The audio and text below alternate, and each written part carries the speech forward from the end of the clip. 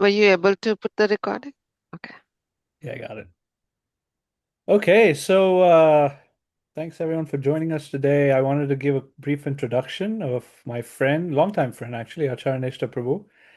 He's a god brother of mine, meaning we have the same spiritual master or teacher. And I remember meeting him, gosh, when he was a very young man. He's still young, younger than me anyway.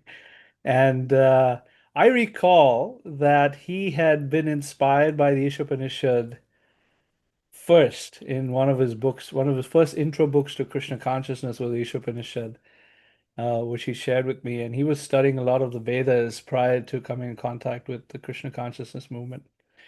So he's been a monk ever since I've known him. He's just like, I'm not interested in necessarily doing what you guys are doing, getting married and stuff. I'm gonna go 180 degrees the opposite direction. And good for him. I mean, he's an exemplary, what they call a brahmachari or a celibate student, and has been traveling the world for a long time actually. He's been, rotated around the globe, staying in India for some time, Europe, South America. He spends a lot of time in South America too, and has done a lot of book distribution and culturaling of devotees there and so forth. And he has partnered with us to start up college programs as well in the local Illinois and sometimes even in Missouri area. So really glad that he could join us today. He's a I've known him to have a lot of mature wisdom and happy that he could join us. So please give him a warm welcome with one of those react emoticons if you are so willing.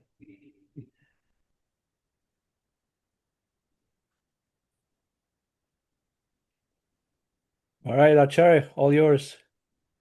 Thank you so much, Prabhuji. Yeah, I may do some screen sharing. Can you authorize me? Yeah, you got it.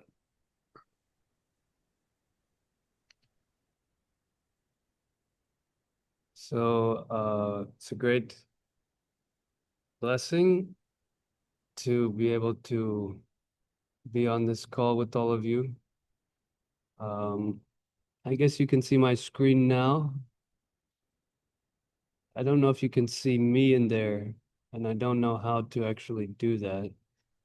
See you in that. We can see you as part of the You can see me? yeah, as part of the Zoom.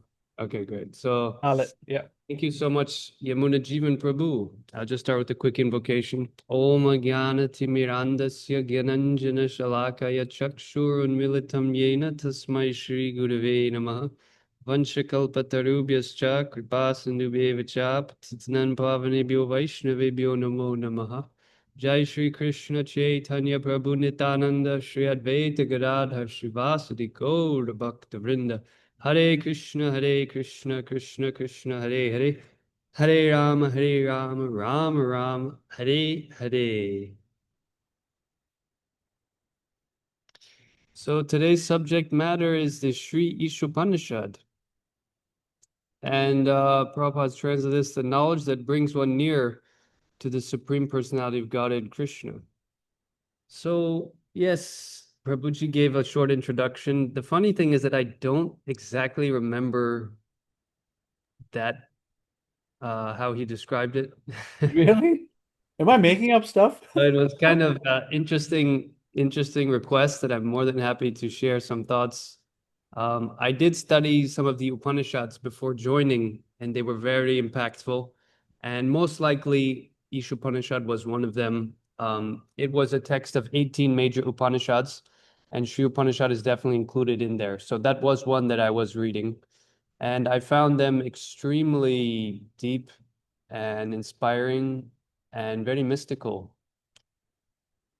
So Prabhupada, out of all the books he could translate, just think he chose Sri Ishopanishad. It's an extremely important text. Prabhupada did not have much time. We're talking about competing with Srimad Bhagavatam or the Krishna book.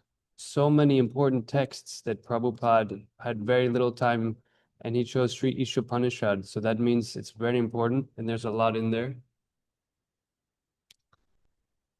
what I would like to do, because one of my sadhana practices is to chant the whole Isopanishad, because it's a very, very powerful scripture, and you all have just finished going through it from what I understand.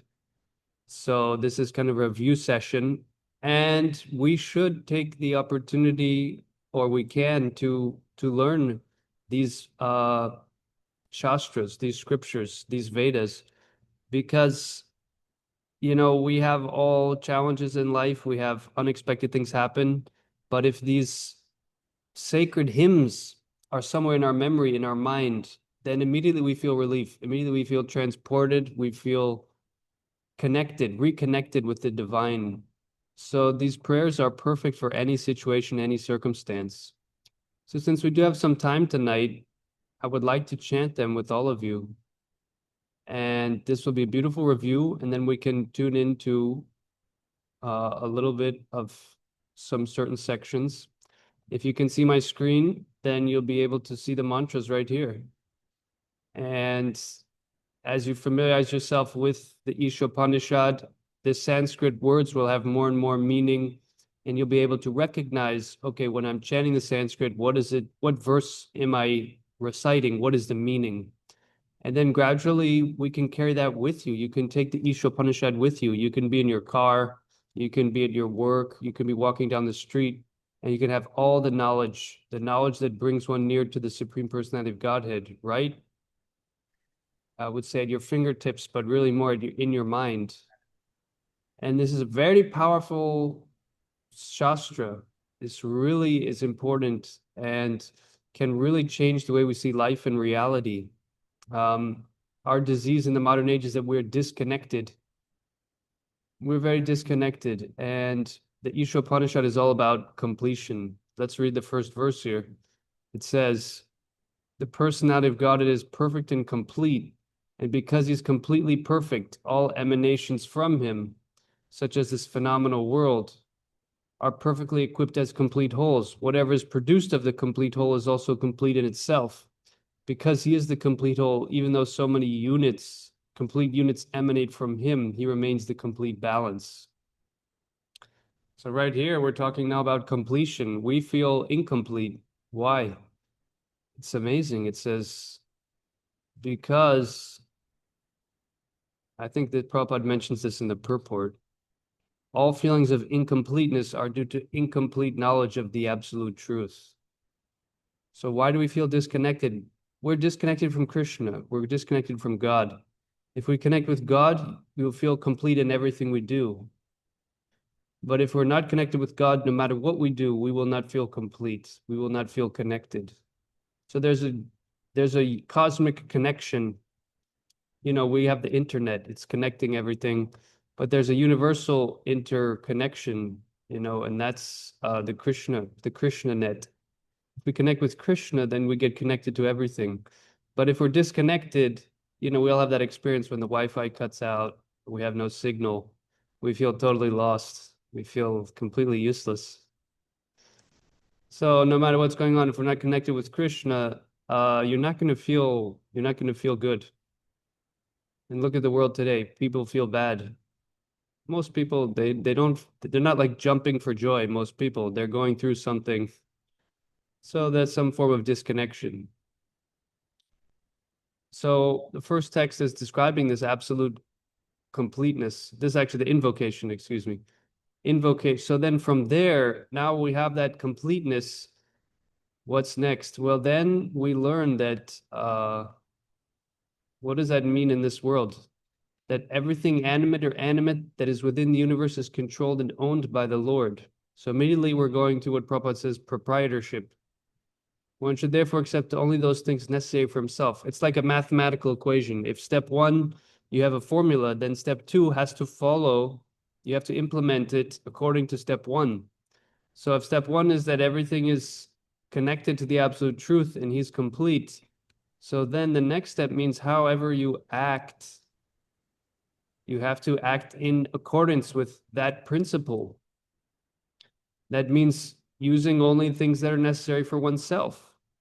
And this, of course, Prabhupada elaborates how the great shortage and the great disease of our modern society that we're taking more than we need. individually, collectively, globally. There's enough for everyone, for everything, but we are not acting according to this principle. We're not acting according to reality with Krishna.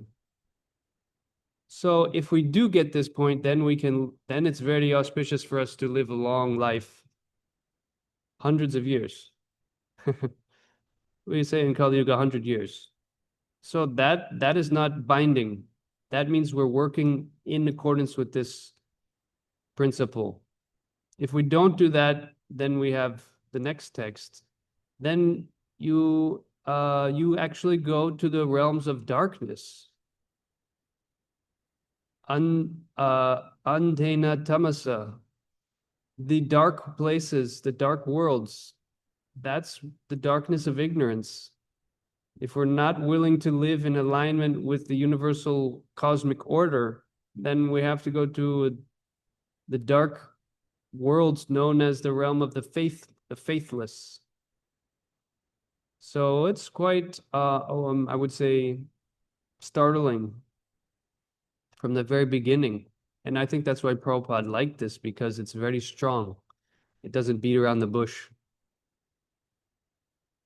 Then we hear about the nature of the Supreme Person.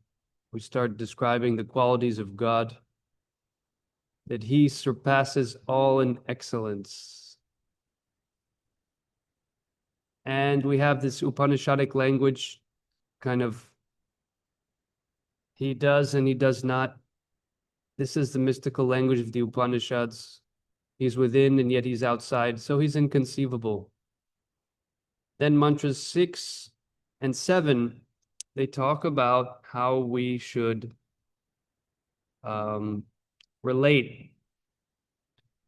We should see everything with this connection, the connection to the Supreme Lord. What will be the result? Na vijugupsate. We will not hate. We will not hate. And we all know there's far too much hate going on in the world today. So Upanishad has the solution. One who can see all living entities as spiritual sparks. What can be illusion or anxiety for such a person? So this is a very scientific text to me. It's very methodical. It's very like sequential. And the author, the great sage of the Isopanishad, is taking us along this journey. This is a key verse about the personality of Godhead. Omniscient. He is completely spiritual, and he's the one who's actually fulfilling all desires. The Upanishads are very strong evidence in Vedic discussion. If you can cite something from reference from the Upanishads, from the Shruti, then it is very authoritative. So here we have the self-sufficient philosopher who has been fulfilling everyone's desire since time immemorial.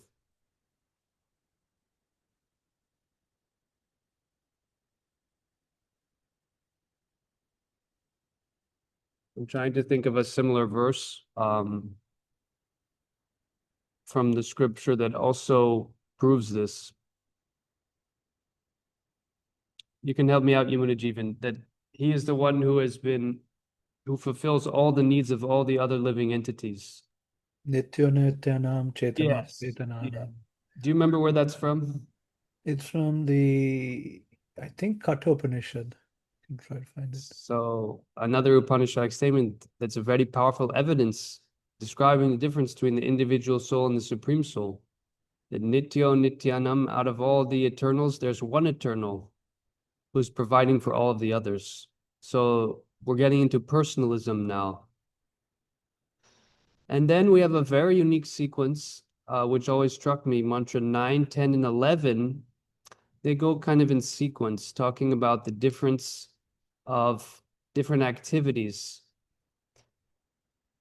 Those who worship ignorance, they go to the dark region. But even worse, those who engage in vidya, or so-called knowledge. So even knowledge is not knowledge of the material world. That is not sufficient. And then the author explains that there's two results, one from this culture of knowledge and the other from ignorance. And that one who can learn both of these side by side, they transcend samsara and they attain immortality. So those are three verses. Now look what happens in 12, 13, and 14. A very similar pattern. Those who worship, and this time it's not ignorance, but that which is not supreme. If you look at the Sanskrit also, it's very similar. The sequence talking about if you worship this, you'll get that, but even worse, if you do this, then you'll get that. So still more the those who worship the so-called absolute or the impersonal absolute. And then again, two different results. One by worshiping the Sambhavad, the supreme, and the other by worshiping what is not supreme. And again, one who knows both of these, along with this material world, then they transcend samsara. So we're being educated here about what is supreme and what is not supreme, and what is knowledge and what is not knowledge or ignorance. So keeping in mind the overall picture of how everything is connected, then the author explains, well, now you have to know what is real knowledge. And you also have to know what is the supreme. Then we have this beautiful, famous verse, 15. Oh, my Lord, your real face is covered by your dazzling effulgence. Kindly remove that covering and exhibit yourself to your pure devotee. The Upanishads, they hint towards the personal nature of God. Therefore, impersonalists are very fond of them, but personalists like Srila Prabhupada, they can see, they can draw out the personal aspects. For example, here we have the word mukham, which means face. So your face is covered. This is a very personal feature. This specific mantra is very prominent in proving the personal aspect of God, which is quite unknown to many other traditions. And again, the author prays, please remove the effulgence of your transcendental rays so I can see your form of bliss. And then the final verses are a prayer of remembrance. Om Kratos Smarakritam Smarakratos Smarakritam Smara. Please remember all I have done for you. So awareness that this body is temporary, our time is very limited. We have no idea how much time we have. And can we be in a very prayerful mood at our last moment? And the final verse, please lead me on the right path to reach you. And since you know all that I've done in the past, please free me from the reactions of my past sins so there will be no hindrance to my progress. I think it would be fun to chant it all together. It's good practice. And for some of you who may be learning, getting a little more familiar with Sanskrit, the Sanskrit language, it's a very purifying experience. And gradually you'll start learning what each word means. And then, like I said, you can keep this gem, this jewel with you. Is that okay, Prabhu? I think we can do it together, or maybe I'll just do it, and those of you can follow along. Yeah, it's hard to do it in Zoom. I think I will chant it, and everyone can stay on mute, but you can join in with me. So please join. Om Purnamada Purnam Idam Purnat Purnam Udachyate Purnasya Purnamadaya Purnameva Vashishyate Ishavasyam Idam Sarvam Yatkincha Jagatyam Jagat tena tyaktena bunjita magrida kasya svidhanam kurvane veha karmani jivichetchatang samaha evam tvainanyasthetosti na karma lipyate nare asurya namate loka andena tamasavrita tam ste pratyabhigachanti ye ke shatmahano janaha Anejarikam manaso javiyo naina deva apnuvan purvamarshat tadavato jnanatyeti tishtat tasminnapo matarishva dadati tadai jati tadnai jati taddure tadvantake tadantarasya sarvasya taru sarvasyasya bayata Yastu sarvani bhutani atmani eva nupashyati sarva bhuteshu chatmanam tato na vijugupsate yasmin sarvani bhutani atma vaibhudvijanatah tatra ko moha kashoka ekatvam anupashyata Saparyagatchukramakayamavranam Snaviram Shuddhamapapavidham Kavir Manisi Paribhusvayambur Yatatyathodhan Vyadadat Shashritabhya Samavya Andam Tamapravishyanti Ye Vidyam Upasate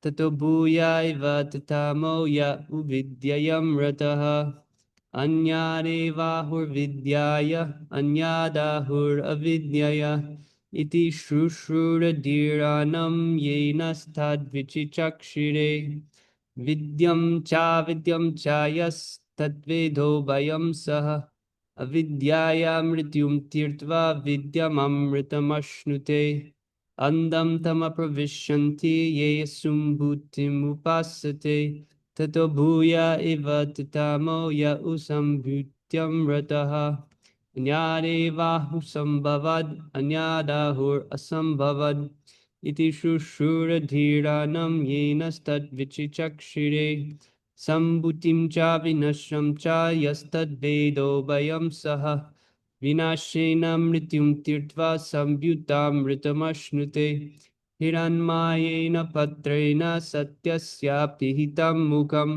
Tattvam kusana pavrinu satya dharmaya drishtaye Pusane karshiyam surya prajapatya vyuharasmin samuha tejo Yatte rupam kalyanatamam tatte pashami so savaso purusho soham asmi Vayuranilam amritam atidam bashmantam shariram Om krato smara kritam smara krato smara kritam smara Agni naya sutapayaraye asman vishvani deva vyayunani vidvan Yuyo jasmad juhuranam meno bhuyishtam te nama uktim vidhema.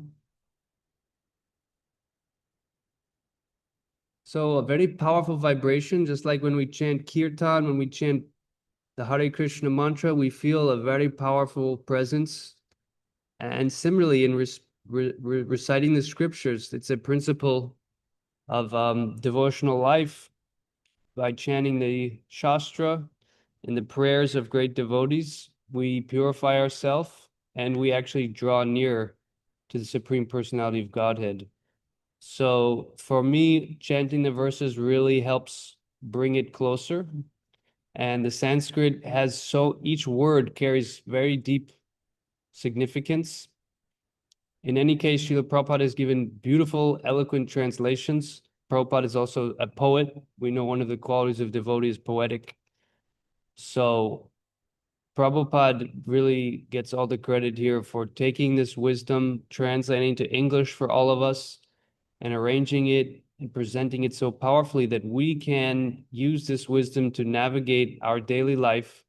And we have all of the keys for, as it says here, working continuously in this way for hundreds of years, that there will be no obstacle to our progress if we can apply the teachings of Isopanishad and develop this prayerful mood, this humble mood of seeking the Lord's blessings in everything that we do. So I'm going to pause here for now. That's a very brief summary of Sri Isopanishad. I hope that's okay for some of you. And if anyone has any question or comments, I think we have some time for that.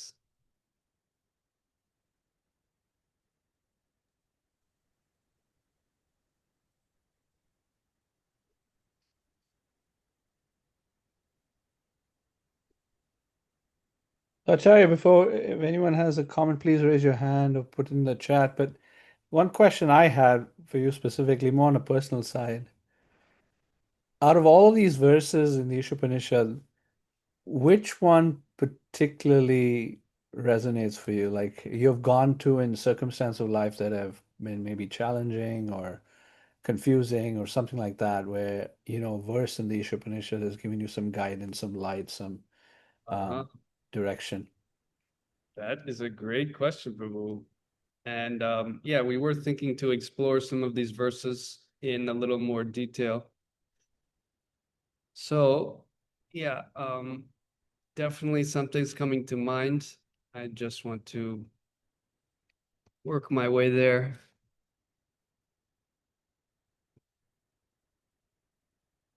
So for me personally, this mantra 11, I recite this quite often, and to me it just carries volumes of meanings. Vidyam cha yas tadvedo vayam saha avidyayam mrityum tirtva vidyam amritam ashnute. And mantra 10 actually. Anyadevahur vidyaya anyadahur vidyaya iti shushura dhiranam yenastad vichichakshide. This is actually the one that I feel even more connected with. The wise have explained that one result is derived from the culture of knowledge and a different result is obtained from the culture of nescience. So often I find myself falling into the bodily concept of life, even though I'm a soul, even though I am not this body, even though our bodies are composed of matter, we have nothing to do with them. The soul is completely transcendental to this body, but still I find myself identifying with the body. And that means I find myself identifying with this material world. And I start identifying other people with their material body. So I get in this whole layer after layer of illusion. And I start seeing this material world in these cities in Miami or Chicago or California, thinking that that is the reality. So this verse reminds me that actually there's two things going on, vidya and avidya. So for me personally, I think of this in terms of the bodily concept of life. There's one result derived from vidya or spiritual knowledge, and there's another one which is derived from avidya or the bodily concept of life. So this helps remind me and keep my intelligence on a more spiritual platform, where when we can remember this, we can develop a very, very special type of peace. And that peace is called virakti or detachment. When we feel a very peaceful detachment from all of the chaos going around us, because we can connect with the soul. And no matter what goes on in life, the ups or the downs, if we're connected with the soul, then we can feel that peace. It's like a peace that exists irrespective, irregardless of whatever else is going on. And that is a sacred divine right that we all have. So it's a very helpful reminder. These verses can all be looked at and examined in different ways. And that's the beauty of it, that we have the translation and purport by Prabhupada, which we'll get into, but vidya and avidya can mean so many things, knowledge and ignorance. we can explore those themes in so many different ways. And this is personally one that I find very helpful. Thank you. Yeah. So you kind of take that verse with you, and as you're like traversing the world, you kind of try to see, okay, I can see myself Exactly, kind of like Prabhu. You know what? attracting illusion And you know what? Traveling is a great opportunity to do this because you see so many different things. And I've just been in so many times where while I'm traveling, I get a lot of realizations and I really am able to see the philosophy in practice. And it becomes very real. It becomes very perceivable as opposed to something I just read about. But often I just find realizations coming when I go to different places. So we all go different places. The more we can keep a good basis, a good grasp of scripture, then it can start illuminating things that otherwise seem mundane. You know, you could be sitting on an airplane or sitting in your car for that matter, and it can be a very mundane experience. But if our intelligence is a little bit awake, if we have some memory of some verses or scriptures or prayers, it can be an extremely profound experience. It can be the most profound experience. So that's what's available when we continue to familiarize ourselves more and more with these literatures. Yeah. Yeah, great point. I especially find going on planes is very spiritual experience, especially if there's turbulence. All right. Especially what? If there's turbulence. Oh, okay. Yeah. I thought you were gonna say especially if it's Spirit Air. No. I've never been on Spirit Air. That's why I fly Spirit. That's why I used to fly Spirit because I would always get lots of realizations. Okay. Now, let's look at the purport here. Here's very beautiful, very merciful description from Prabhupada. Yeah. One should culture knowledge in the following way, and he's giving a very concise list. So we'll modify this just very slightly. One should become a perfect gentleman or lady and learn to give proper respect to others. Amazing. This is a culture, how to culture knowledge. You have to be a perfect lady or gentleman and give proper respect to others. It seems like a basic thing your mom told you, but wow, this is in the Isopanishad. This is a number one point of how to culture proper spiritual knowledge, how to give proper respect to others. You know, that in of itself is such a deep point. If we're not able to respect others, if we speak bad about others or we criticize them or look down on them, then we're not acting in a way conducive to culturing knowledge. To say conversely, one who is disrespectful, they are unable to culture knowledge. Number two, one should not pose himself as a religionist simply for name and अरे fame. भैया ये बेचारे record कर रहे हैं यार अपना session. One should not become a source of anxiety to others by the actions of his body, by the thoughts of his mind, or by his words. Again, nonviolence. By our body or by our thoughts. Interesting. How can I become a source of anxiety to others by my thoughts? One should not become a source of anxiety to others by the actions of his body, the thoughts of his mind, or by his words. So we should not even think bad of people because even thinking is a subtle energy. And everything is energy. Everything will bear some fruit. So we should not even think bad of others. One should learn forbearance even in the face of provocation from others. These seem very simple, very basic. You know, I mean, when I was in high school or college, I probably did not think much of this. I thought, okay, yeah, respect others, whatever. That's what moms always told us. These are actually very deep principles of spiritual knowledge. One should learn to avoid duplicity in his dealings with others. This is kind of like causing anxiety to others by our mind. simplicity. 6, one should search out a bona fide spiritual master who can lead him gradually to the stage of spiritual realization. One must submit himself to such a spiritual master, render him service, and ask relevant questions. So here we're going to the process, the next step. After one is properly respecting others, then one approaches the spiritual master.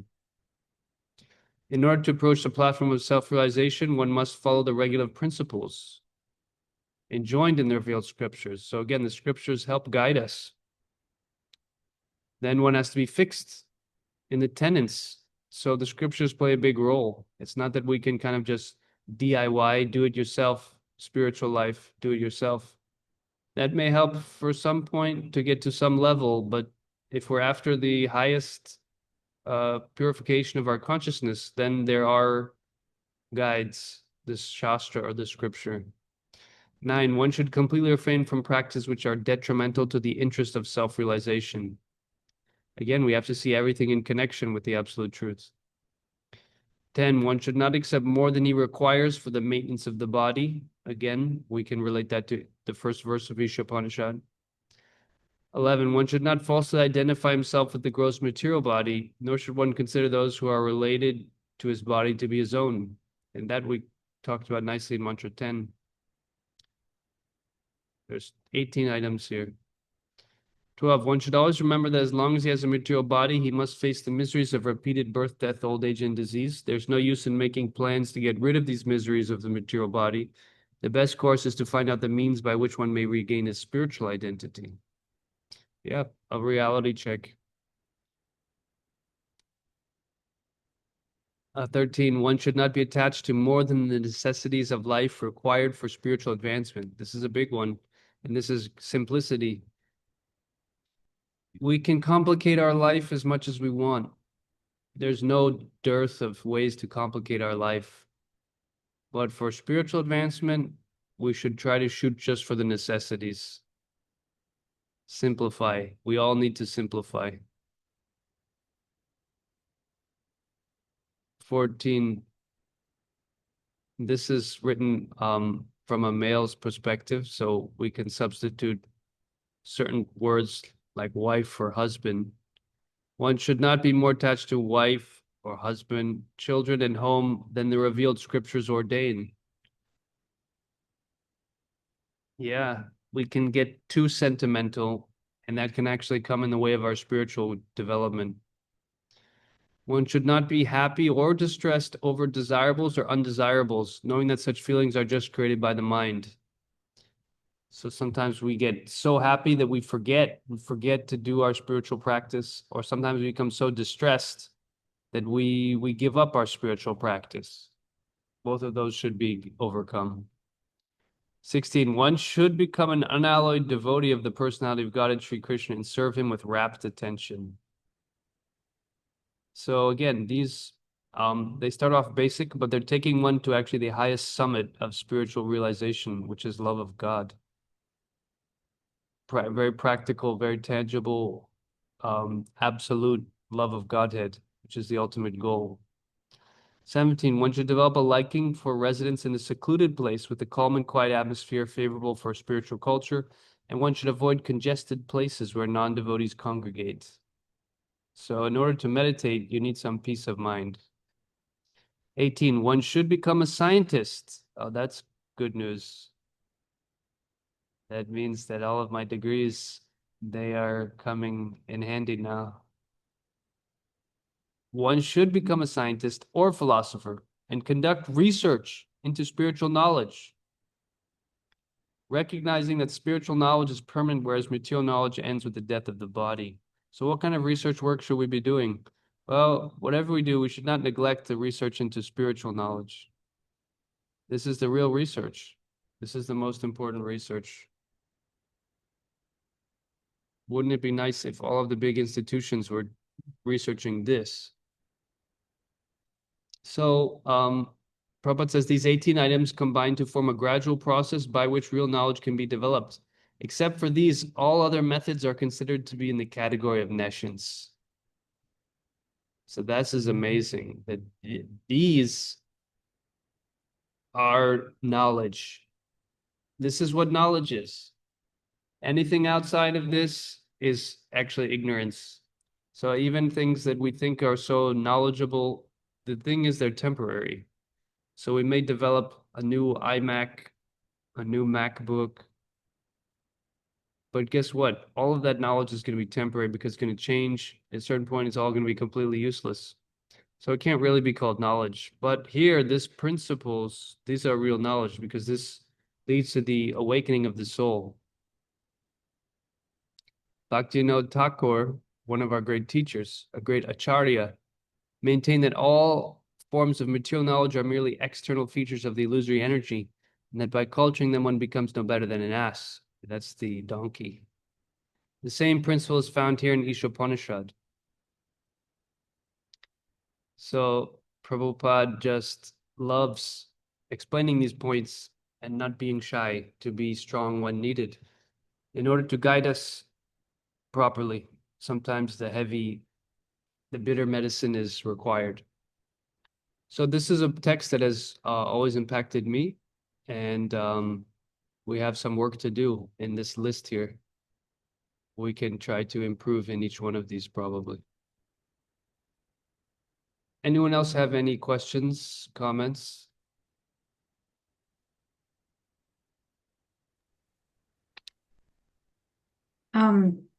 I have a question about the verses 13, 14, 15. How do you differentiate between attachment and responsibility? I feel like once you are attached to your loved ones, you will get a sense of responsibility to fulfill their necessities and desires or make them comfortable. And when you have a responsibility of someone, you will get attached to them. I know when your loved ones are not going on the right path, like your children's, it stresses you, and it will take away from the path we are following. Like, I cannot practice my sadhana or anything. It completely occupies my mind. But I know that stress is not useful in any way, but still you are attached to the person. So I don't know. I struggle a lot in this context.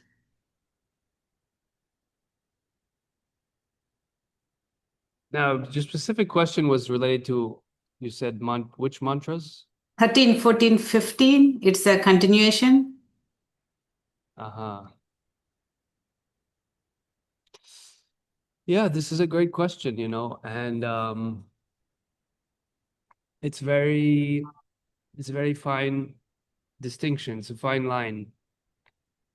I don't think it's so clear cut, and I can't give you like a answer. It's kind of a journey that you're on, that you have to discover, and that gradually we learn what is increasing our devotion, what's favorable for our bhakti, and what can come in the way. And Srila Prabhupada taught us that God helps those who help themselves. So one of the limbs of surrender is to try to accept everything favorable for deepening our connection with God. Whatever helps us go closer to God, that we very eagerly accept. And if we notice certain things, they're taking us away from God, then we gradually reduce those. So it comes to the sambandha gyan of understanding, who am I? What is my real purpose here? We can have so many relationships and those are important, but what is the big picture? We should not let this, sometimes we zoom in so much, we forget the big picture. So we need to zoom out and keep in mind the big picture. Then when we're in those circumstances and those relationships, we can do them keeping the big picture in mind. That becomes very, very powerful. That becomes divine. So we should not neglect those relationships, but we should learn how to do them in context of the bigger picture. Then your service to your children becomes bhakti yoga. But if we're not doing it in that view, then it can become material. It can just become, and that I just mean to say in the sense of it can be something that is a personal attachment. We don't see Krishna so much in the picture. So we have to learn the science of spiritualizing all our relationships. seeing the soul, and that soul is a part of Krishna, a servant of Krishna. Every jiva, jiver swarapori nityar Krishna das, is a servant of Krishna. So you've been entrusted, you've been blessed with young servants, and your duty is to train them, to care for them. But at the same time, they're not yours. You are the caretaker. They're Krishna's. So then it's a service. That's your service, to care for them, to train them, love them. But just as we read in the beginning, nothing belongs to us. We cannot claim proprietorship. Everything belongs to God. So we cannot try to take something for ourselves or become so attached. Obviously, there will be love. That love, when it's done with God in the picture, is very purifying. So we want to try to see these relationships as an opportunity of service. I have a service to these souls, and I should love them, but I should love them seeing them as part of Krishna. Thank you, Prabhu. Hari Bol.